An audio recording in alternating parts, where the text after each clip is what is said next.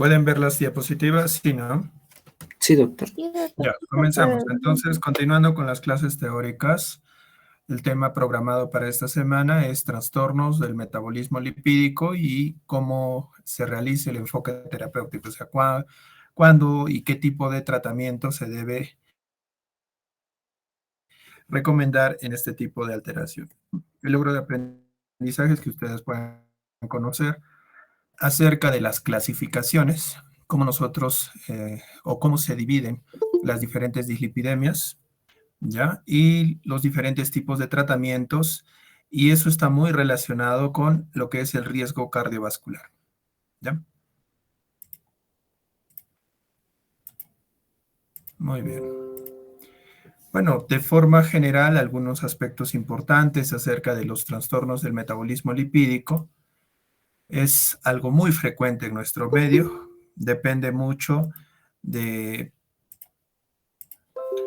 lo que es el estilo de vida, los hábitos, que es algo que ya lo hemos ido presentando de forma recurrente, ¿no? A lo largo de todas las clases, siempre hemos hablado de que es importante en lo que son las patologías endocrinas o metabólicas, siempre influye mucho el tipo de alimentación que pueda tener, ¿no? Y más en este tipo de patologías. O sea, si el paciente lleva un estilo de vida donde hay una mayor ingestión de ácidos grasos saturados, hay una ganancia de peso, todo eso conlleva a que estos pacientes puedan presentar lo que se llaman dislipidemias, muy relacionados a los hábitos, pero no es la única, también está relacionado a ciertas patologías.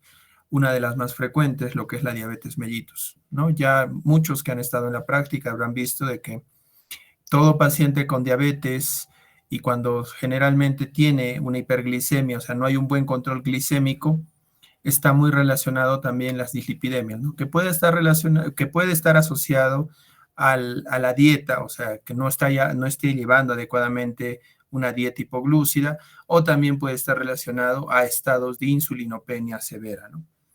Muy bien. De forma general, hay clasificaciones en lo que son los lípidos. Se puede clasificar a través de su estructura en ácidos grasos, lípidos saponificables y insaponificables, ¿no? ¿Cuáles nos interesan a nosotros? Los ácidos grasos. Principalmente estos son los que van a tener un impacto directamente en lo que es o generan directamente lo que es la lipotoxicidad y esto va a tener un efecto a nivel de lo que es la célula beta. También va a tener un efecto en lo que es la resistencia a la insulina. Otro aspecto importante de los saponificables, los triglicéridos, ya que esos son lípidos de depósito, generalmente se van a encontrar en el tejido adiposo. Esto puede ir cambiando dependiendo de la demanda, del gasto energético que pueda tener la persona, ¿no? Ya lo demás son más lípidos de estructura, son componentes que pueden estar en las membranas celulares o también pueden ayudar a lo que es la síntesis de otras hormonas, como son las hormonas esteroideas, ¿no? Que parten lo que es de la síntesis de colesterol. Tenemos, bueno, lo que son los glucocorticoides, mineralocorticoides y las hormonas gonadales, ¿no? Lo que son estrógenos, progestágenos y andrógenos. Otra forma de clasificarlos también es en simples, compuestas o derivadas de las compuestas, solamente para ir nombrando las diferentes clasificaciones que nosotros tenemos de los lípidos. También otro aspecto importante es diferenciar a qué se le llama una lipoproteína. No es la composición o la asociación de lo que son triglicéridos y ésteres de colesterol en su centro. Por eso se habla de un centro hidrofóbico y una superficie o estructura hidrofílica que es la proteína, ¿no? Las proteínas generalmente van a componer la superficie de la lipoproteína y es a través de la proteína y su estructura que se van a formar lo que son receptores celulares y muchos de ellos van a tener una función enzimática, ¿no? Las lipoproteínas van a tener como principal función el transporte de los diferentes, del colesterol en sus diferentes composiciones y eso va a depender mucho de su tamaño, ¿no? De su peso molecular. Por ejemplo, vemos que la clasificación de las lipoproteínas es importante porque a través de ella nosotros vamos a poder entender, entre comillas, ¿no? Los términos que generalmente a veces nosotros empleamos para explicar a los pacientes por qué es importante tratar este tipo de patologías, ¿no? Generalmente se habla, ¿no?, de que el HDL o la lipoproteína de alta densidad es la lipoproteína encargada del transporte de las grasas desde todos los tejidos, o sea, desde la periferia hacia el hígado para su posterior eliminación a través de los ácidos biliares. Por eso, por esta función que tiene la lipoproteína de alta densidad, es que se le denomina como una lipoproteína buena, porque lo que va a hacer es permitir que el colesterol que pueda generar lo que es la aterosclerosis y esto genere lo que es el riesgo cardiovascular, pueda ser transportado hacia el hígado para su eliminación. Mientras que las otras lipoproteínas, principalmente la lipoproteína de baja densidad, la LDL, son las encargadas del transporte del colesterol y ácidos grasos hacia la periferia. O sea, parten de lo que es el hígado y luego van a ser distribuidas a lo largo de todos los tejidos, ¿no? Obviamente el riesgo se da cuando esta lipoproteína va a distribuir el colesterol a través de las arterias, eso favorece lo que es el desarrollo de la aterosclerosis, se forman lo que son los ateromas, las placas, y esto a su vez, cuando se desarrolla una ruptura, es donde se puede presentar un evento cardiovascular.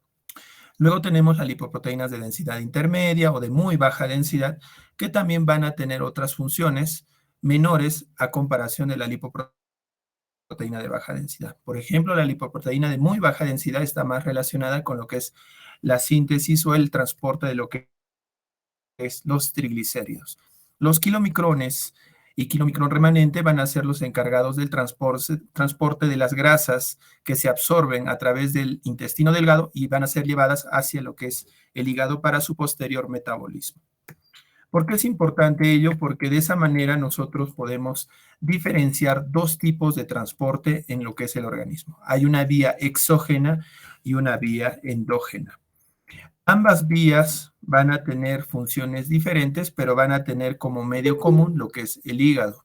Por ejemplo, si nos referimos a la vía exógena, va a proceder generalmente de los lípidos que vienen de los alimentos. O sea, si yo consumo alimentos que contengan grasa, estos van a ser absorbidos en el intestino delgado y a través de los kilomicrones van a ser transportados hacia el hígado. También este transporte favorece a través de la lipoproteína lipasa su distribución hacia el tejido adiposo y hacia el músculo. El remanente de kilomicrón va a llevarse nuevamente hacia el hígado y del hígado va a tener un metabolismo que puede ser su eliminación a través de los ácidos biliares o también lo que es la formación de las lipoproteínas, y en caso se forme lo que es la lipoproteína de baja densidad, esta lipoproteína, como les dije, va a encargarse del transporte de las grasas y el colesterol hacia los tejidos periféricos. Ahí ya estamos hablando de la vía endógena. También el hígado va a sintetizar lo que es lipoproteína de muy baja densidad y eso va a permitir su transporte hacia los diferentes tejidos y su absorción o su utilización en lo que es otros tejidos como el tejido adiposo o el músculo a través de las mismas enzimas. Es importante saber ello porque esto nos permite a nosotros determinar cualquier alteración que pueda generarse, principalmente hepática o también en su absorción a nivel del intestino delgado, puede generar un trastorno del metabolismo lipídico. Ahora, otra forma de clasificar, y es la que generalmente nosotros utilizamos en la práctica clínica, es dislipidemias según lo que es la interpretación del perfil lipídico, ¿no? Generalmente, cuando nosotros hablamos de un perfil lipídico, nos estamos refiriendo al dosaje de colesterol total, lipoproteína de baja densidad, lipoproteína de alta densidad y triglicéridos séricos. O sea, esos son los 4 componentes que generalmente nosotros hacemos el dosaje en cada paciente que requiere su estudio o si estamos sospechando que tuviera este tipo de alteraciones.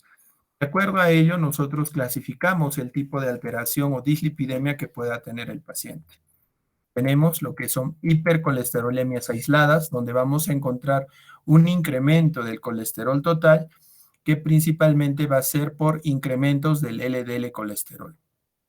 También puede haber una hipercolesterolemia o relacionada a una baja en lo que es el HDL colesterol, ¿no? La lipoproteína de alta densidad. También tenemos hipertrigliceridemia aislada, donde solamente en el perfil vamos a encontrar un incremento de los triglicéridos, mientras que el colesterol y sus componentes van a estar normales. Y lo más frecuente que nosotros encontramos, que es muy dependiente de la alimentación del paciente, va a ser las hiperlipidemias mixtas, ¿no? Donde vamos a encontrar un incremento del colesterol más un incremento de los triglicéridos.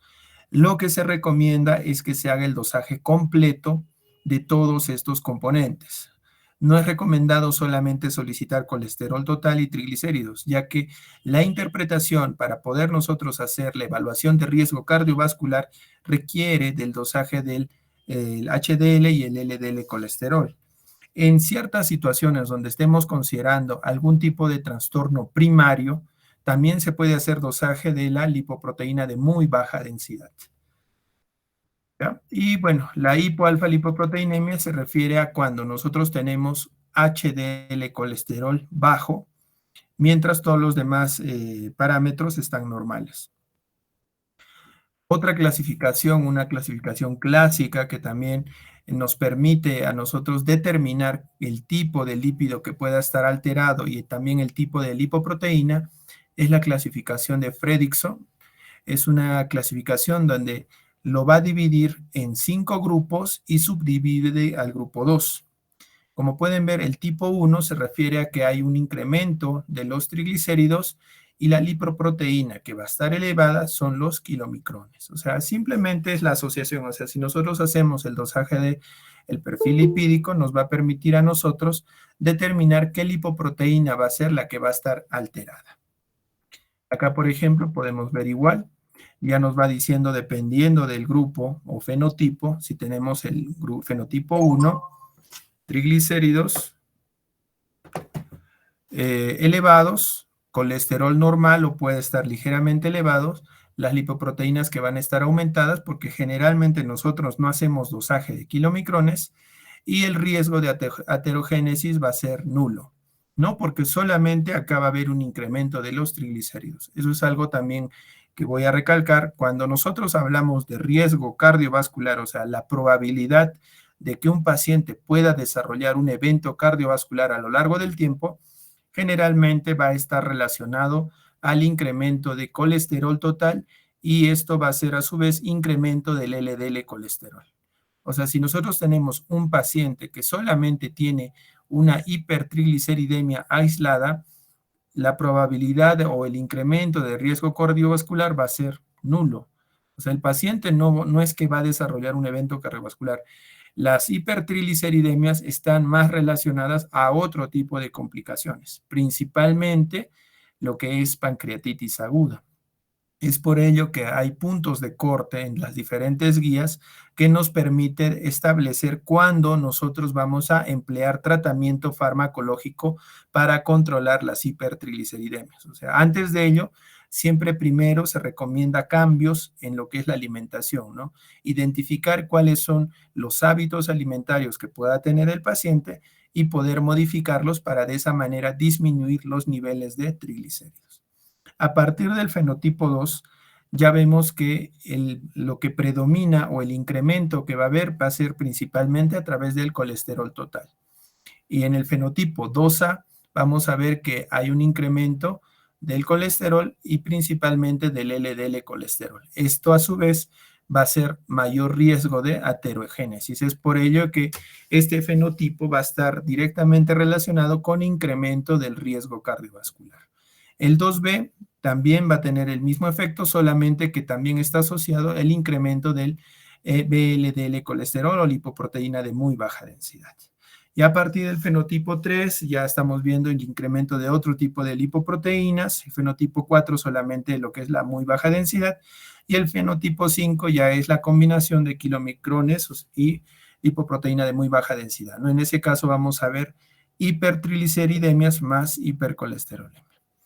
De forma práctica, como les digo, tratamos de emplear la otra clasificación que les presenté, ¿no? A través de hipercolesterolemia aislada, hipertrigliceridemia aislada, mixta o hipoalfa-lipoproteinemia. Ahora, entrando ya a las causas, generalmente pueden ser adquiridas o secundarias a diferentes enfermedades o también a los hábitos alimentarios, que es algo muy frecuente. O sea, dependiendo de la dieta que esté consumiendo nuestro paciente, eso puede generar una dislipidemia mixta. Pero también siempre es importante recordar que existen lo que son las formas primarias, o sea, hipercolesterolemias que están ligadas a alguna alteración en el gen. Por ejemplo, tenemos más frecuente, siempre ustedes deben considerarlo como diagnóstico diferencial, la hipercolesterolemia familiar, ya que va a tener una prevalencia de 1 en 500, entonces no es tan rara como uno debería considerar, ¿no? Y el gen alterado en este tipo de hipercolesterolemia va a ser el receptor del LDL, va a tener una herencia autosómica dominante y siempre se debe considerar en pacientes que tengan como antecedentes familiares de primero o segundo grado que hayan tenido un evento cardiovascular y tengan a la edad menor de 45 años. O también que tengan niveles muy altos de colesterol total y de LDL colesterol. Otra forma de sospechar este tipo de hipercolesterolemias familiares es cuando no responden completamente a tanto modificaciones del estilo de vida y al empleo de estatinas a una terapia de moderada o alta intensidad. Generalmente lo que es la hipercolesterolemia familiar va a requerir de esquemas adicionales, ¿no? Muchos de ellos se asocia una estatina más lo que es ezetimibe. Otra forma de hipercolesterolemia primaria es a través del defecto familiar de la apoproteína B100. En este caso, hay una disminución de esta apoproteína, va a tener una herencia autosómica dominante y la prevalencia es de 1 sobre 1000, ¿no? En ese caso, podemos, o sea, si estamos considerando que nuestro paciente tiene una hipercolesterolemia primaria, podemos también hacer dosaje de esta apoproteína, ¿no? Como método para confirmar este tipo de defecto familiar. Y luego ya lo que son hipercolesterolemias poligénicas puede estar asociada a otro tipo de enfermedades genéticas y que son mucho menos frecuentes, ¿no?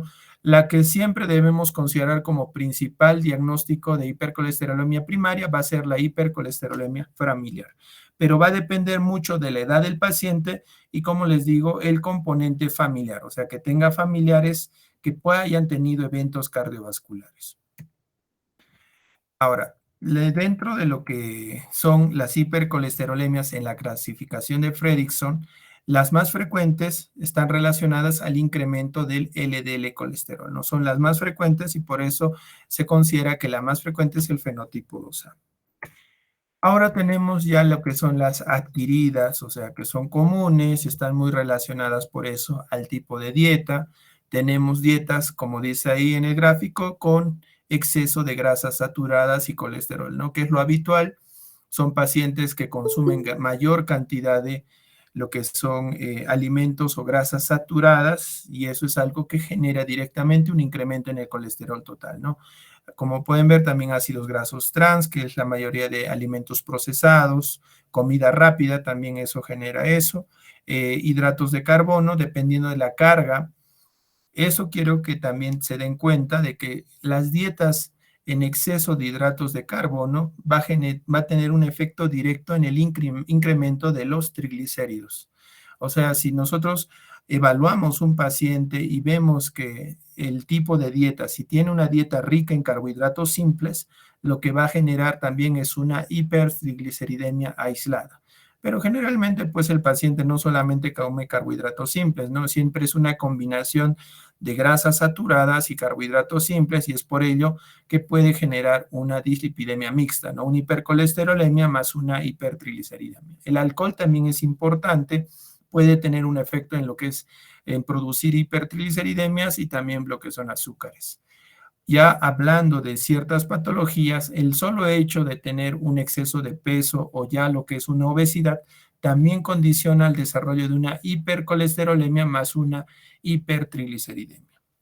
El sedentarismo también puede condicionar lo que es hipertrigliceridemia, ya que los triglicéridos, como les dije al inicio, es un tipo de grasa de depósito de reserva. Entonces, si la persona no tiene un gasto energético adecuado a través de la actividad física, eso condiciona que haya un incremento de los triglicéridos y obviamente una mayor ganancia de peso. El tabaco también es un factor importante, va a tener un incremento en los triglicéridos. Algo que es importante es qué elementos de las dislipidemias adquiridas van a tener un efecto en disminuir los niveles de HDL colesterol, ¿no? Como podemos ver, ahí están los ácidos grasos, trans, el tabaquismo o la misma obesidad, ¿no? Y ya de por sí, también hay diferentes estudios poblacionales donde se ha demostrado que las personas de raza hispana, o sea, de lo que principalmente se hizo en estudios en población mexicana, se vio que había una marcada disminución del HDL colesterol, a diferencia de lo que son razas caucásicos, europeos, asiáticos, ¿no? Entonces ya de por sí, probablemente nuestra población tenga ese mismo patrón, ¿no? O sea, nuestra población o nosotros en general vamos a desarrollar lo que son las hipoalfa lipoproteinemias, ¿no? Y el tratamiento generalmente es diferente a cuando nosotros tratamos un incremento del LDL colesterol como también de las hipertrigliceridemias.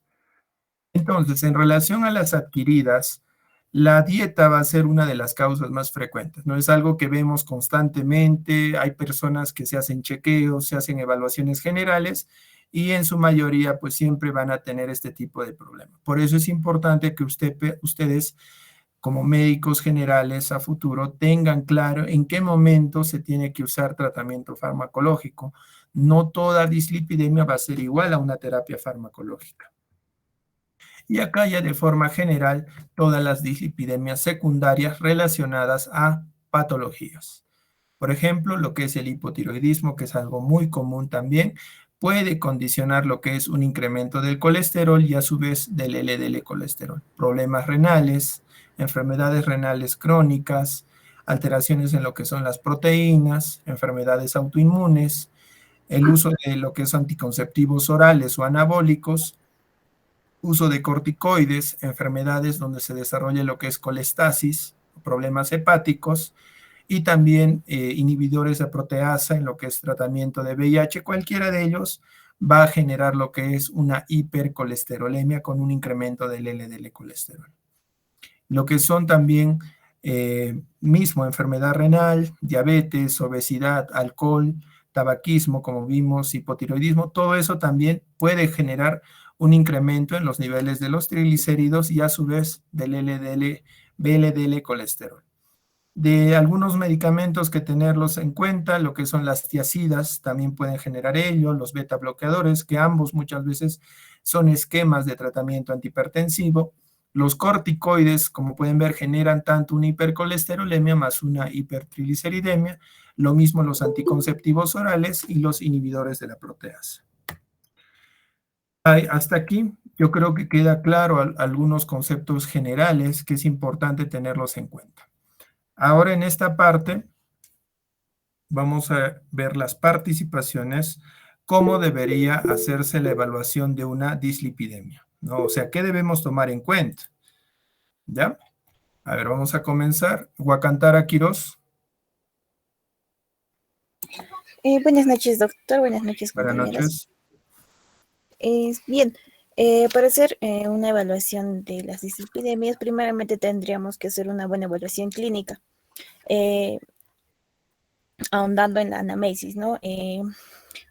La edad del paciente, en los antecedentes familiares es muy, muy importante preguntar, como usted ya lo mencionó, porque va a haber, ¿no? Más riesgo en aquellos pacientes que hayan tenido familiares de primer grado, que hayan tenido dislipidemias o hayan tenido un riesgo de enfermedad cardiovascular. También es muy importante el tipo de dieta, si ingieren alcohol, si consumen algún tipo de medicamentos o tienen algún otro diagnóstico, ¿no? Como diabetes o hipotiroidismo. Asimismo, si también tienen ya obesidad o diagnóstico de diabetes mellitus. En cuanto al examen físico, tenemos que prestarle importancia si el paciente tiene, ¿no?, sarcomas, que van a ser pequeños acúmulos de grasa, de colesterol en ciertas zonas del cuerpo, y también el santelasma, si hay presencia de estos, ¿no? Principalmente a nivel de los ojos y párpados. Y en cuanto a los exámenes de laboratorio, tenemos que prestar importancia en lo que sería el colesterol total, en cuanto a la cuantificación de los triglicéridos también, doctor. Ya, muy bien. O sea, has tratado de describir a grandes rasgos qué es lo que se debe considerar, ¿no? Para lo que es la evaluación de un paciente con dislipidemia. A ver, algunas cosas más vamos a ir aportando. Vilca Cáceres Alan. Sí, doctor, presente. Lo que quería aportar, doctor, es de que en el caso de las dislipidemias también debemos encontrar alteraciones, ¿no? En este caso de las lipoproteínas que habíamos visto, o también del colesterol o de los triglicéridos. En el caso del colesterol nos decía que los valores normales podían ser hasta de 200 miligramos por decilitro. En el caso de los triglicéridos, hasta 150. Y en el caso del colesterol HDL, podíamos ver de que estaba alterado, ¿no? Cuando era menor de 40 miligramos por decilitro. Y en el caso del LDL, había, por ejemplo, la guía de e-salud nos mencionaba que podría ser alterado a partir de los 130 miligramos por decilitro. Y también, doctor, con respecto a la sospecha, ¿no?, inicial que deberíamos tener de la hipercolesterolemia familiar. En este caso, debemos de sospechar de ella cuando tenemos niveles de colesterol LDL mayores de 190 miligramos por decilitro. O también en el caso de que haya habido, o en el caso de que tengamos, ¿no?, una enfermedad coronaria prematura. Es decir, en el hombre puede ser antes de los 55 años o en la mujer después, o digo, antes también de los 65 años. Eso, doctor, quería aportar. Ya está bien, pero una recomendación, como van a ver en las siguientes diapositivas, a veces los valores que nos dan de referencia pueden tener sus limitaciones en ciertas poblaciones, o sea, o grupos etarios, o sea, no es absoluto y nosotros no debemos dejarnos llevar por esos valores, ¿no? Como digo, son valores de referencia, ¿no? Depende mucho principalmente del LDL colesterol, o sea, de esos 4 o 5 parámetros que nosotros solicitamos en el perfil lipídico, el más importante es el LDL y el HDL en segundo lugar. A partir de ellos, recién nosotros vamos a poder direccionar el tipo de tratamiento que va a necesitar nuestro paciente. Pero los objetivos o metas que nosotros vayamos a trazarnos va a depender mucho de la edad del paciente o de las comorbilidades o riesgo cardiovascular que pueda tener. ¿Ya? Muy bien. Neides Machaca. Doctor, buenas noches. Ya, yo quería comentar sobre de la evaluación. Bueno, como ya también se mencionó, es importante saberla sobre la anamnesis, preguntar el tipo de dieta que tiene el paciente, también si hace actividad física o es sedentario. En la dieta, por ejemplo, tener en cuenta el alto consumo en carbohidratos simples, ¿no? Todo lo que son los azúcares simples, también el consumo de alcohol. En las condiciones, por ejemplo, médicas, podríamos considerar lo que es la obesidad, si tiene sobrepeso o tal vez tiene una diabetes no controlada o está en prediabetes. Aparte de ello, también sobre los medicamentos que consume el paciente.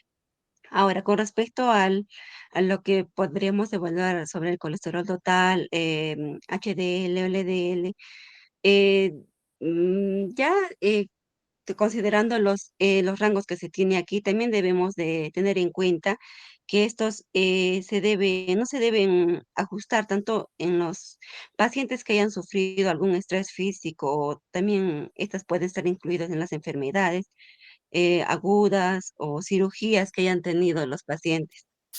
Ese sería mi aporte. Ya. Bueno, creo que redundamos si es que decimos algunos aspectos, son bastante generales. Algo que destacar es lo que es el examen físico.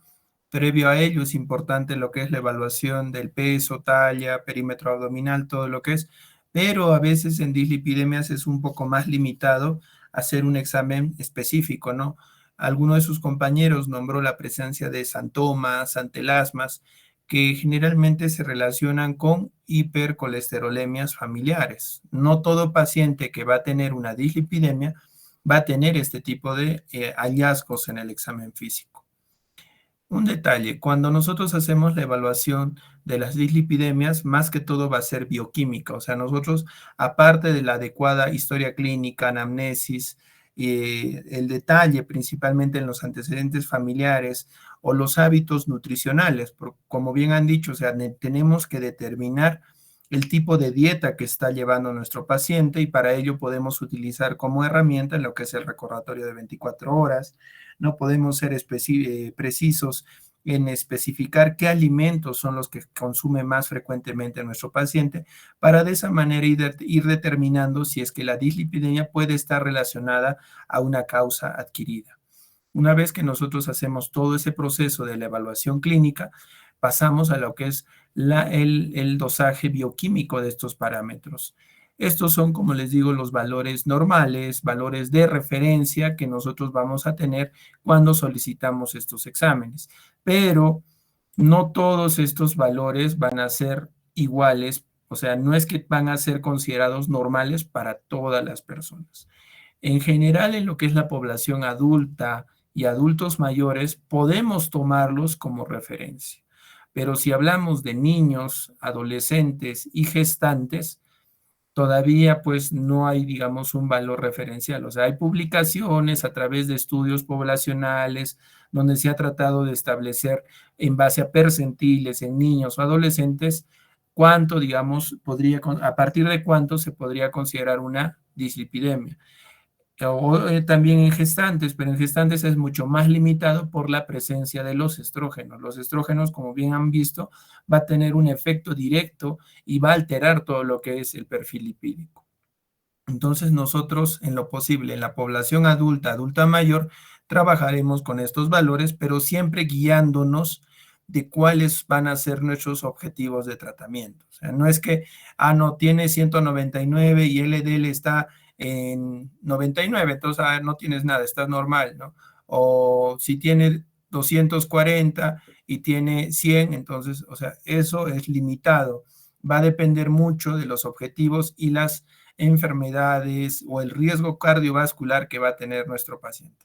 En lo que sí podemos tomarlo como algo ya absoluto de valor de referencia va a ser los triglicéridos. O sea, si nosotros tenemos un valor de triglicéridos séricos en adultos mayor de 150, ahí se está hablando de una hipertrigliceridemia en adultos. Y el HDL, como dijimos, depende, en vez de aumentar, va a ir disminuyendo conforme a ciertas alteraciones o patologías, ¿no? O ciertos alimentos, como vimos. O sea, un valor menor de 50 en mujeres o menor de 40 en varones, se habla de una hipoalfa lipoproteinemia. Ahora, en la evaluación clínica, como les digo, más que todo son los síntomas. Generalmente las dislipidemias como tal no van a producir síntomas como lo son en otras patologías, como vimos, ¿no? En diabetes hay polidipsia, poliuria, polifagia, pérdida de peso. Muchas de estas patologías del metabolismo lipídico van a ser asintomáticas, ¿no? La única forma de presentación puede haber a través de que el paciente desarrolle o haya desarrollado un evento cardiovascular, ¿no? Ahí nosotros nos vamos a dar cuenta que el paciente previamente probablemente tenía pues algún tipo de hipercolesterolemia y eso fue lo que generó el evento cardiovascular. Otro aspecto importante es la edad, como les dije, va a depender mucho de la edad del paciente para nosotros poder determinar los parámetros de cuándo nosotros hablar de una dislipidemia. Los antecedentes familiares, vimos la importancia que tiene, la dieta, el consumo de bebidas alcohólicas también es importante, y las comorbilidades, ¿no? Como vimos en una de las tablas, hay patologías que van a generar directamente lo que son las dislipidemias, ¿no? Principalmente lo que es diabetes, obesidad y también lo que es el hipotiroidismo. Ahora, también es importante lo que es la patología cardiovascular, ¿no? Si el paciente ya tiene hipertensión, tiene lo que es enfermedad coronaria, falla cardíaca, todo eso es importante tener consignado en la historia clínica, para de esa manera determinar cuál va a ser el objetivo de tratamiento. Y esto es lo que nosotros tenemos que evaluar en el examen físico, pero como les dije, es algo muy limitado. No esperen encontrar en todo paciente con dislipidemia este tipo de alteraciones, ¿no? Lo que son los síntomas que se van a dar en lo que es en los tendones, en las zonas extensoras, como pueden ver ahí en el talón, en las manos, y los antelasmas, ¿no? O arco corneal, o también en lo que es alrededor de los párpados. No es frecuente, pero sí se debe tratar de identificar en el examen físico. Luego nosotros, una vez que hemos hecho nuestra evaluación clínica, hemos solicitado nuestro perfil lipídico, tenemos que ver el factor de riesgo cardiovascular que pueda tener el paciente. Porque esto es importante porque de acuerdo al riesgo cardiovascular es que nosotros vamos a ver cuál es el objetivo de tratamiento que va a tener nuestro paciente. Ahí pues tenemos que evaluar factores de riesgo mayores, adicionales, no tradicionales, o sea, todo lo que ya probablemente también lo hayan revisado en cardiología, ¿no? ¿Por qué les digo eso? Porque ya se ha establecido desde hace varios años cuáles son los factores de riesgo cardiovascular clásicos, ¿no? Lo que es pues el LDL colesterol, la diabetes, la hipertensión, la enfermedad renal crónica, el tabaquismo, y a lo que se refiere de factores de riesgo no tradicionales son los que a lo largo de estos últimos 20 años se han ido adicionando y se ha demostrado a través de diferentes publicaciones la importancia que tienen en lo que es el incremento de riesgo cardiovascular, ¿no? Ahí nos referimos principalmente a lo que es la proteína C reactiva, los niveles de homocisteína, la apoproteína I4, los niveles de ácido úrico, como marcadores de riesgo cardiovascular también, ¿no? Entonces, una vez que tenemos claro toda esta secuencia, recién nosotros vamos a pasar a los objetivos de tratamiento. En lo que son objetivos de tratamiento, como pueden ver, se trata de categorizar al paciente en base a su riesgo cardiovascular. Tenemos extremo riesgo, muy alto riesgo, moderado riesgo y bajo riesgo. ¿De qué va a depender este riesgo? Es en los diferentes, en la suma, podría decirse, de los diferentes factores de riesgo cardiovascular, o también a través de la utilización de diferentes scores, ¿no? Tenemos el de Framingham o el de la Asociación Americana de Cardiología, donde trata de sumar una serie de parámetros y nos da un porcentaje del riesgo cardiovascular a 10 años que pueda tener el paciente. Por ejemplo, si nosotros nos referimos a extremo riesgo, es pacientes que ya tienen o han tenido un evento cardiovascular, ¿no? Pacientes que tienen diabetes, enfermedad renal crónica, ¿no? O lo que es falla cardíaca con fracción de eyección reducida, o historia de eventos cardiovasculares en varones menores de 55 años, en mujeres menores de 65, y como pueden ver, los objetivos de tratamiento en lo que es el LDL colesterol van a ser mucho menores, ¿no? Lo que se va a buscar en un paciente con extremo riesgo va a ser un nivel de LDL colesterol menor de 55 miligramos decilitro. Otros parámetros que pueden ser objetivos de tratamiento es el no HDL colesterol o la apoproteína B, ¿no? Como les dije, generalmente no dosamos apoproteína B, pero también puede ser un parámetro, ¿no? Que se busque que sea menor de 70. Cuando tenemos un paciente que está en la categoría de muy alto riesgo, va subiendo el LDL colesterol. Ya hablamos de un nivel de menor de 70. Ahí también está incluido lo que son diabetes. En sí, como pueden ver, diabetes mellitus es una patología crónica que está muy relacionada a lo que es riesgo cardiovascular. Es por eso que antes se hablaba del término equivalente coronario, que se decía que todo paciente diabético tiene el mismo riesgo cardiovascular que un paciente que haya tenido o presentado un evento coronario, y es por ello que los objetivos de tratamiento del LDL colesterol tenían que ser menores. Esto ha ido a lo largo de estos últimos años modificándose, y en lo que es las guías ADA se habla de un objetivo de LDL colesterol en diabetes mellitus menor de 100 en un paciente diabético menor de 5 años sin complicaciones crónicas, y menor de 70 en un paciente con diabetes mellitus mayor de 5 años o que ya presente algún tipo de complicación crónica, ¿no? Como pueden ver, es relativo, ya se ha ido viendo que depende mucho del tiempo de la enfermedad y de las complicaciones crónicas que pueda ir desarrollando los pacientes. Moderado riesgo cuando son menos de 2 factores de riesgo, o de acuerdo a las escalas, como les dije, un riesgo a los 10 años menor del 10%. Y si es muy bajo riesgo, pues solamente se buscará un LDL colesterol menor de 130. ¿Por qué esto es importante? Porque el tipo de tratamiento con estatinas, que es lo que generalmente nosotros empleamos, tenemos que valorar, pues si un paciente, por ejemplo, es diabético, y en los lípidos vemos que el colesterol total está normal, o sea, está en menos de 200, pero su LDL está en 125, pero es diabético. O sea, por el solo hecho de ser diabético, de acuerdo a estas guías, nuestro objetivo de tratamiento sería un LDL colesterol menor de 100. Entonces, no nos guiamos realmente de los valores de referencia que nos da el laboratorio, sino de acuerdo a nuestros objetivos de tratamiento.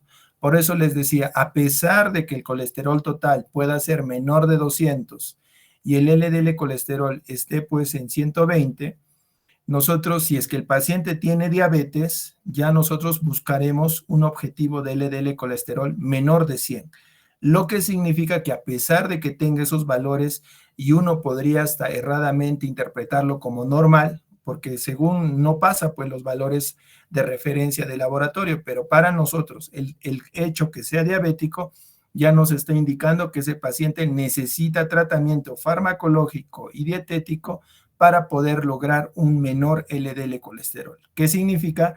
Que para lograr un LDL menor de 100, a ese paciente le tendremos que dar una estatina para lograr un LDL colesterol menor de 100.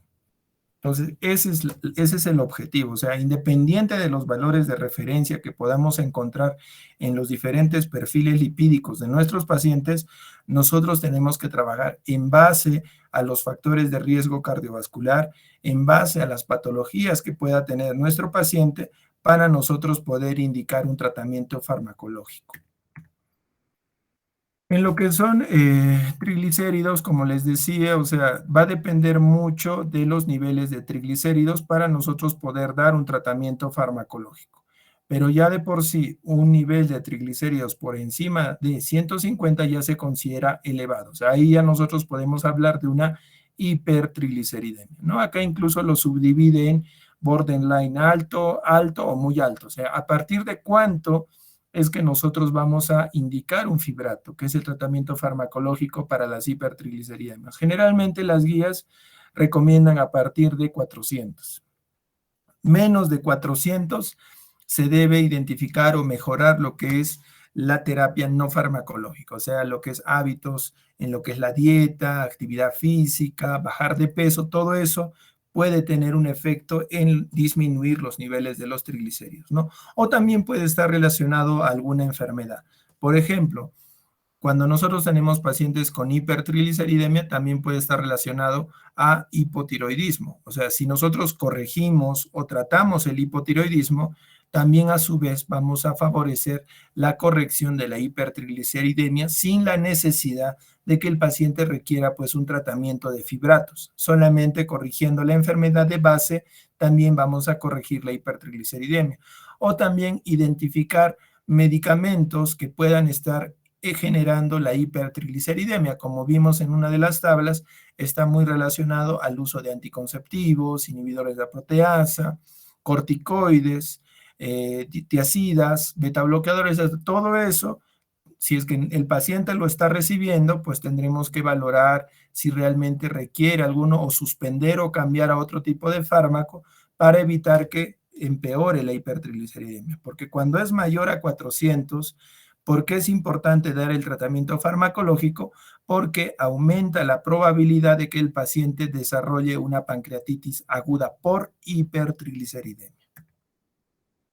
Entonces, ahí, ¿qué podemos decir? No todas las hipertrigliceridemias van a requerir de un tratamiento farmacológico. ¿Por qué recalco este punto? Porque generalmente en los centros de salud el paciente ya tiene 151 de triglicéridos, ya le están dando tratamiento con fibratos. Lo único que están condicionando es que ese paciente pueda tener incremento de eventos adversos producto del tratamiento que se les está dando. Y más inclusive si lo asocian a alguna estatina, ¿no? Entonces ahí no es lo adecuado. Primero se debe tratar de reforzar lo que es la terapia no farmacológica, identificar las causas de por qué el paciente tiene la dislipidemia y recién considerar el tratamiento farmacológico. Ahora, métodos para la evaluación de riesgo cardiovascular. Estas son las diferentes escalas o scores que nosotros empleamos: el AJA 2013, Framingham, Mesa, Reynolds y UKPDS. Cualquiera de ellos los pueden encontrar, tienen sus propias páginas, también están en aplicativos, donde uno pone una serie de parámetros, generalmente pueden ser desde la edad, la presión sistólica, los niveles de LDL, los niveles de HDL, y con eso sale un porcentaje, y ese porcentaje nos dice el riesgo de algún evento cardiovascular que pueda desarrollar nuestro paciente en un promedio de 10 años.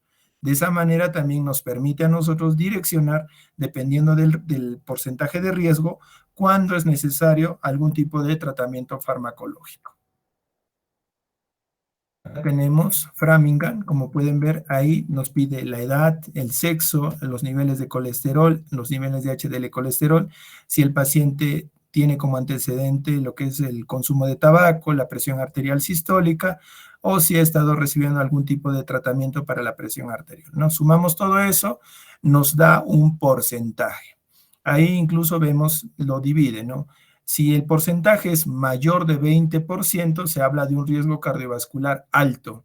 En ese caso, pues, tendremos que buscar objetivos de LDL colesterol mucho más bajos, ¿no? Intermedio, bajo, óptimo, ¿no? O sea, cuando nosotros podemos, en base a este método de evaluación, ver o observar, ¿no?, los niveles de LDL colesterol, si el paciente realmente necesita o no algún tratamiento farmacológico. Acá tenemos otra clasificación donde ya también se ve el score. Score es bajo, es menor al 1%, moderado de 1 a 5%, y alto y muy alto dependiendo del porcentaje, ¿no? Este es de lo que es el score del AJA 2013. Y de acuerdo a lo que son los objetivos de tratamiento, ¿no? Volvemos a esto. ¿Por qué es importante? Porque es la mejor manera de nosotros poder direccionar nuestro tratamiento en base a los niveles de LDL colesterol, ¿ya? O sea, no podemos tratar, por eso les digo a los pacientes con estatinas o fibratos, solamente guiándonos de los niveles o valores de referencia que muchas veces nos da el laboratorio, ¿no? Tiene que ser en base o el empleo de estas escalas o en base al objetivo de LDL colesterol que nosotros estemos buscando.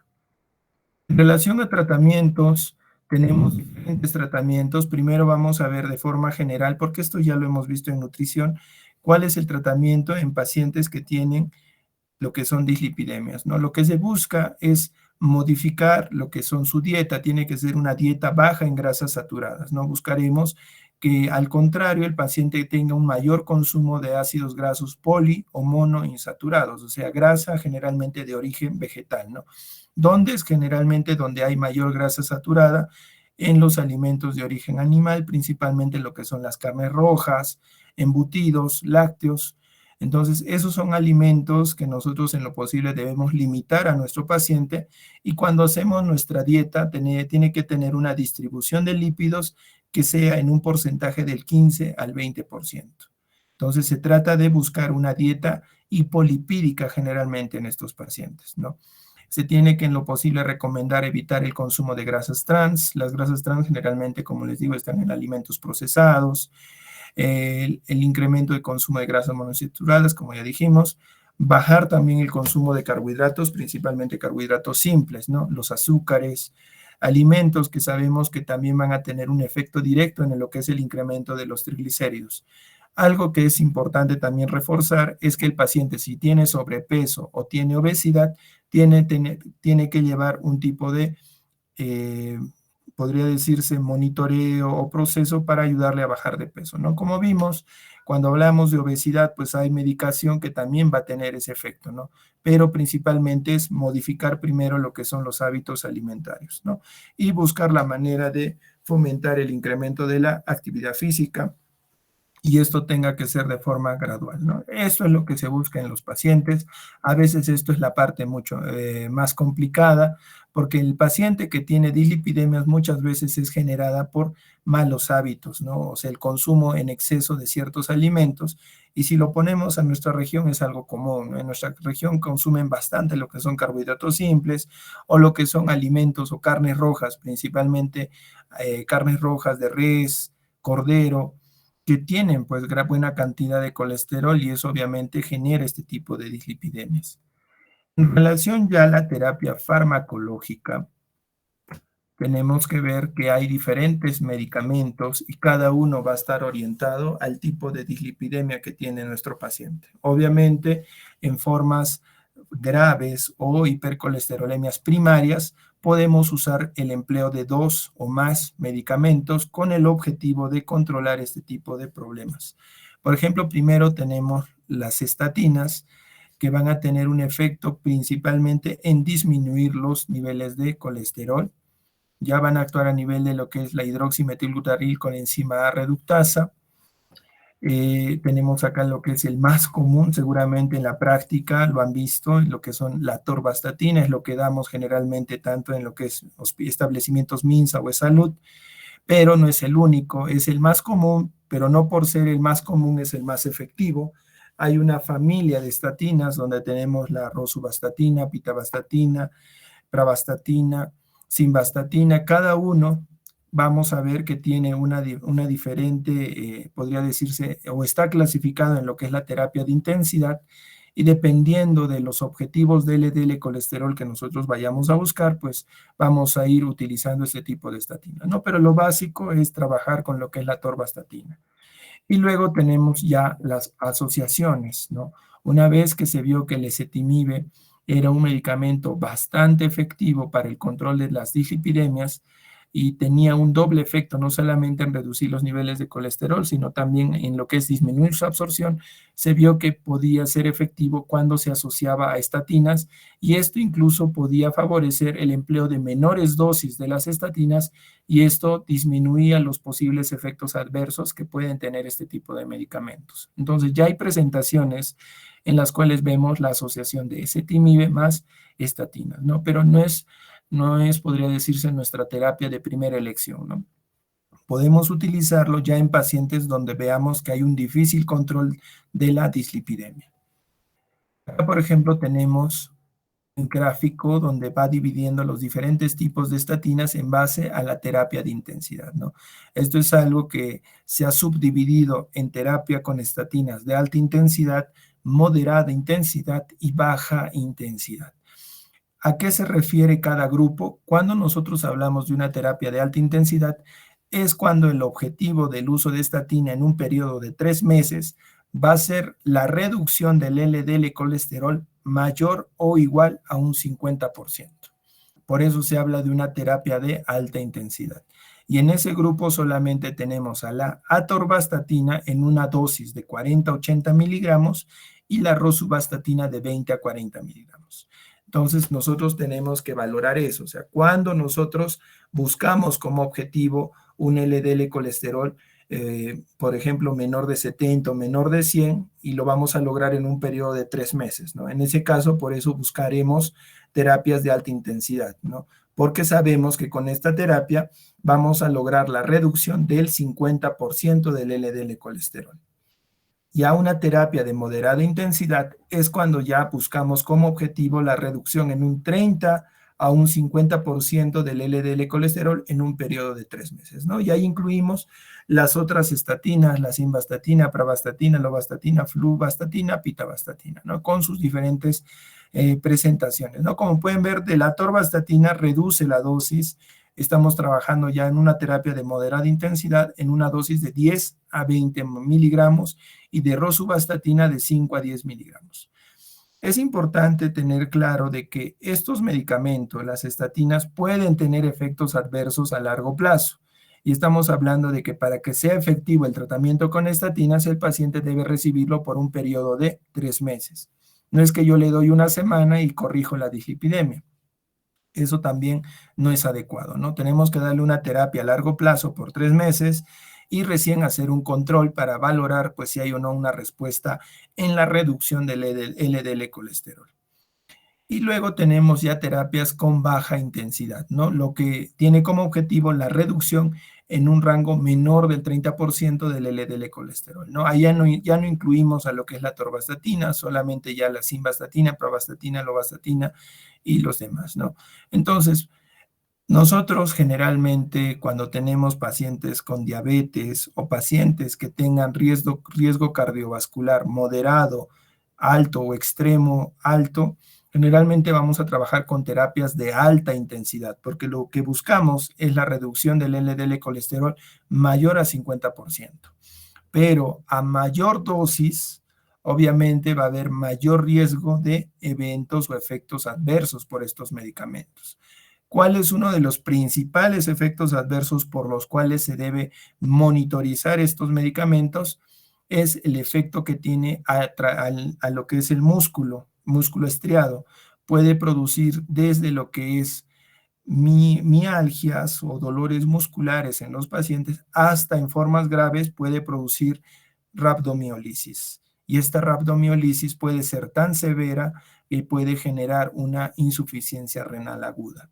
Entonces es por ello que nosotros también debemos ser cuidadosos cuando nosotros indiquemos este tipo de tratamiento por el riesgo que puede tener a ese nivel, ¿no? Entonces valoraremos cuáles son nuestros objetivos de LDL colesterol, cuánto es el porcentaje que queremos reducir a lo largo de 3 meses y de acuerdo a eso pues indicaremos alguna de estas terapias. No es que lo quiero reducir lo más bajo que pueda y usaré pues 80 miligramos de atorvastatina, pero el riesgo va a ser mayor de efectos adversos, ¿no? Otros efectos adversos puede producir lo que tiene un efecto hepatotóxico. También se debe hacer las correcciones si es que tenemos un paciente con insuficiencia renal. Entonces es por ello que en base a estas comorbilidades, pues también nosotros tendremos que valorar cuál va a ser la mejor terapia para nuestro paciente. Otra forma de también determinar el tipo de intensidad que vamos a utilizar en base a las estatinas es dependiendo del grupo de pacientes. Por ejemplo, en las hipercolesterolemias familiares se recomienda una terapia de alta intensidad, ¿no? Porque lo que buscamos es una reducción del mayor del 50%. En ese caso, inclusive, como les dije, puede que no sea suficiente el tratamiento con estatinas, si no sea necesario la asociación con ezetimibe. Paciente con diabetes, con uno o más factores de riesgo o que ya se haya establecido daño de órgano blanco, también es igual a una terapia de alta intensidad. Paciente con un LDL colesterol mayor de 190, igual es una terapia de alta intensidad. Paciente con riesgo cardiovascular alto o muy alto o en un score de Framingham con un puntaje de riesgo mayor del 20%, ya depende del clínico, podemos nosotros evaluar una terapia de moderada o una terapia de alta intensidad. Y así vamos a ir valorando, ¿no? Cuánto es, o sea, cuál va a ser nuestra dosificación, o sea, si vamos a utilizar atorvastatina, si vamos a utilizar 20, 10, 40 o 80 miligramos, ¿no? Dependiendo de los objetivos de LDL colesterol que nosotros tengamos con nuestro paciente. Otra forma también en lo que es la publicación de las guías 2013, donde se trató de unificar esto, porque previo a ello habían consensos, lo que son los ATP, cómo nosotros trabajar con estatinas y trataron de subdividirlo en 4 grupos, ¿no? Pacientes con antecedente de enfermedad cardiovascular, menores de 75 años, estatinas de gran potencia, o sea, terapia de alta intensidad. Paciente con antecedente de enfermedad cardiovascular, pero adulto mayor, o sea, con una edad mayor de 75 años, se reducía a una estatina de moderada potencia, o sea, una terapia de moderada intensidad. Ese era el primer grupo. El segundo grupo, pacientes con LDL colesterol mayor de 190. En ese caso, era igual a una terapia de alta intensidad. Paciente con diabetes mellitus tipo 1, tipo 2 en un rango de 40 a 75 años. Esto sumado al riesgo cardiovascular de acuerdo al score de la AJA 2013, si tenía un riesgo mayor del 7.5%, era igual a una terapia de alta intensidad. Pero si tenía un riesgo menor del 7.5%, era una terapia de moderada intensidad.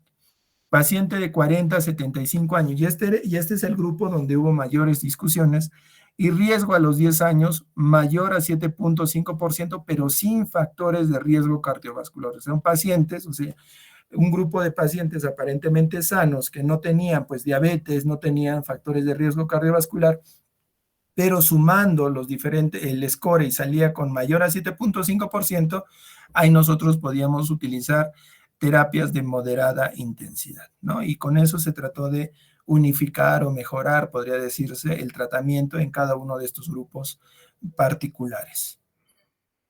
Otra forma es a través de lo que es la disminución de cada uno de los grupos, o sea, cuál es la mejora o el beneficio que puede tener cada uno de estos medicamentos, ¿no? Si buscamos una reducción del LDL colesterol principalmente, o sea, el tratamiento va a ser estatinas, ¿no? Ya vimos en sus diferentes intensidades, pero también hay otros grupos de medicamentos que pueden ser efectivos, pero mucho menor va a ser su eficacia comparado a estatinas, ¿no? Ahí vemos la ezetimibe, pero ezetimibe solo puede solamente buscar una reducción del 20 al 30%, pero cuando se asocia a estatinas, pues es mucho mayor. Resinas, fibratos también, niacina, fitoesteroles, pero como pueden ver son menores. Acá lo podemos hablar de las combinaciones, ¿no? Puede utilizarse estatinas más ezetimibe, estatinas más fibratos, más resinas, más niacina. En pacientes que hayan tenido algún tipo de reacción o evento adverso a estatinas, se puede reemplazar a lo que es ezetimibe más fibratos. Algo que recalcar de este grupo o asociaciones es que de los fibratos, el que seguramente habrán escuchado o habrán visto usar, el que tenemos en nuestro medio es Gemfibrocil. Gemfibrocil lo tenemos en una presentación de 600 miligramos. Generalmente vamos a iniciar con 600 miligramos una vez al día o podemos llegar a emplearlo 600 miligramos cada 8 horas para lo que son principalmente las hipertrigliceridemias. El detalle radica en que la asociación o combinación entre estatinas más gemfibrocilo ya se ha demostrado que hay un incremento de los efectos adversos, principalmente musculares. O sea, si tú combinas atorvastatina 40 miligramos o más gemfibrocilo 600 miligramos, el riesgo de que ese paciente a los 3 meses de tratamiento pueda tener rabdomiolisis es alto. Es por ello que no se recomienda esta combinación. Actualmente ya tenemos diferentes fibratos que son mucho más seguros y pueden usarse en combinaciones con las estatinas. Tenemos ciprofibrato, fenofibrato, ¿no? Que pueden utilizarse en combinación con estatinas, pero siempre hay que tener presente de que estas combinaciones pueden incrementar la aparición de efectos adversos, ¿no? Pero es mucho menor comparado a la combinación de gemfibrocilo y atorvastatina o cualquier estatina. Entonces, tener bastante cuidado. Muchas veces en los centros de salud, al solamente contar con atorvastatina y gemfibrocilo, pues, y como les digo, al no tener claro en qué momento es donde se debe utilizar estos medicamentos, o sea, a partir de qué puntos de corte pueden ser válidos, a todos los pacientes les dan lo mismo, atorvastatina, gemfibrocilo, ¿no? Obviamente, lo que están condicionando es la probabilidad del desarrollo de alguno de estos eventos adversos, ¿no? Más que todo con el uso de fibratos, porque como dijimos, los fibratos principalmente van a tener un efecto en la disminución de los triglicéridos, ¿no? Como podemos ver en la segunda columna, los fibratos van a reducir los triglicéridos de un 20 a un 50% en un periodo de tratamiento de 3 meses. Entonces son los más efectivos, pero solamente se deben utilizar cuando tenemos hipertrigliceridemias mayores de 400 miligramos, donde haya un riesgo mayor de pancreatitis aguda. Menos de eso, solamente mejorar o modificar lo que es los hábitos o las causas que estén condicionando la hipertrigliceridemia, ¿no? Pero igual vemos que las estatinas o el ezetimibe también pueden tener un efecto en la reducción de los triglicéridos, pero obviamente mucho menor que los fibratos. Y para mejorar o incrementar el HDL colesterol también de cierta manera pueden tener un efecto, pero mucho menor, estatinas, fibratos, niacina, ¿no? En ese caso también ahí se habla de los omegas, el omega 3, el omega 6, omega 9, pueden tener un efecto también en incrementar los niveles de HDL colesterol, ¿no? Eso hay presentaciones, ¿no? Ya como podría decir como fármacos, o también en base a qué alimentos puedan contener este tipo de omegas y poder recomendarle al paciente para que pueda consumirlos, ¿no? Entonces, hasta ahí sería lo que es el tratamiento con dislipidemias. Como les digo, es importante que ustedes tengan claro cuándo se debe usar este tipo de tratamientos. No en todo paciente vamos a utilizar terapia farmacológica, ¿no? Primero siempre tratemos de buscar la terapia a través de cambios en el estilo de vida, porque estas dislipidemias van a estar muy relacionadas a pacientes con enfermedad cardiovascular, pacientes con endocrinopatías, pacientes con ovario poliquístico, patología tiroidea, acromegalia, Cushing, o pacientes que tengan diabetes mellitus u obesidad. ¿Ya? Muy bien. A ver, algunos aportes. Estamos, Ayrton, Calizaya, ¿algo más que quieras aportar? Sí, doctor, presente. Buenas noches, doctor. Buenas noches, compañeros. Respecto al tratamiento, doctor, bueno, yo estuve revisando lo que es la guía de la Sociedad Europea sobre el tratamiento de dislipidemia, ¿no? Y ahí Ya. mencionaba en el apartado de perspectivas futuras un medicamento que me llamó la atención, ¿no? Lo cual es el ácido bempedoico. Hasta ese entonces, el ácido bempedoico estaba lo que es en investigación aún, ¿no? Hasta el 2019. Sin embargo, investigando un poco más, me di cuenta que, bueno, encontré que ya había sido aprobado, ¿no? Por lo que es la EMA en el año 2020. ¿Cuál es lo interesante de este nuevo fármaco? Que este vendría a ser, es es un aliado farmacológico eficaz, ¿no? Contra el tratamiento de las dislipidemias. Es un tratamiento oral único y es único en su clase, ¿no? Debido a que reduce significativamente el colesterol ligado a las lipoproteínas de baja densidad, tanto si es que se va a administrar solo o también como va a ser asociado a lo que son las estatinas, ¿no? Dentro de sus indicaciones terapéuticas, según lo que es la EMA, esto está indicado lo que es en combinación con una estatina o con otros tratamientos para la reducción de los lípidos en pacientes que no puedan alcanzar su objetivo de lo que es el LDL con las dosis máximas, ¿no? Tolerada de una estatina. En monoterapia o en combinación con otros tratamientos para la reducción de lípidos en pacientes intolerantes a las estatinas en los que esté contraindicada una estatina. Bueno, eso sería, doctor, mi comentario. Muy bien, o sea, no es el único medicamento que se está buscando, o sea, se está tratando de buscar alternativas, algunos todavía están en estudios, algunos ya se han publicado ensayos clínicos para demostrar su eficacia en comparación al uso de estatinas, porque se ha visto pues que al haber tantos efectos adversos por el uso de estos medicamentos, lo que se está tratando de conseguir es otros medicamentos que puedan ser mucho más seguros o tener en el mercado otro tipo de alternativas que pueden ser mucho más beneficiosas en ciertos grupos de pacientes, ¿no? Porque acá estamos hablando siempre paciente con que no ha tenido una respuesta total al uso de estatinas y ahí es donde pueden entrar esos nuevos medicamentos. Muy bien. Karen, Stephanie. Doctor, buenas noches.